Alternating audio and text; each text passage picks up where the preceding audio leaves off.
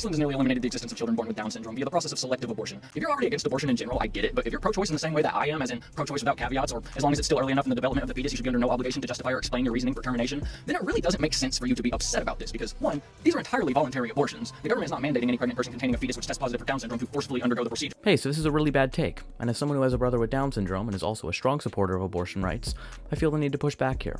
Believing that someone has the right to do something, and that something is the right thing to do, are two separate things. In the first instance, we're talking about legality, and in the second, we're talking about morality, and those often do come apart. Let's take freedom of speech, for example. I believe people should have a general legal right to say downright offensive things. I think people should also be able to express themselves in various ways, including flying the Confederate flag even, despite it being deeply, deeply harmful. That should be their protected First Amendment right, and they should not be thrown in jail for doing so. But it definitely doesn't mean that those people are immune from criticism, or we can't criticize the way they are using what is their protected right. Let's take an example that's a bit closer to the topic of abortion, that being organ donation and blood donation. I don't believe the government should be able to force anyone to donate an organ against their will, legally, should be able to force them to donate a pint of blood, anything like that. People have a right to bodily autonomy that ought to be respected legally.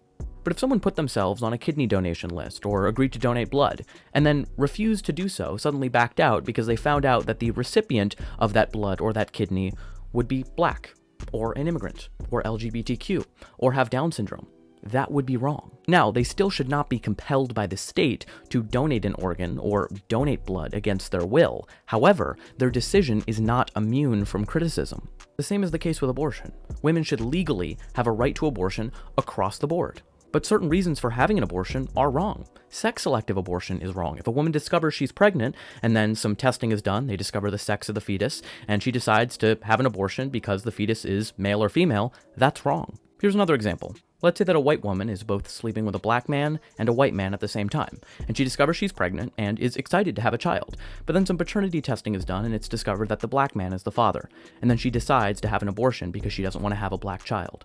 That would be having an abortion for a reason that is wrong.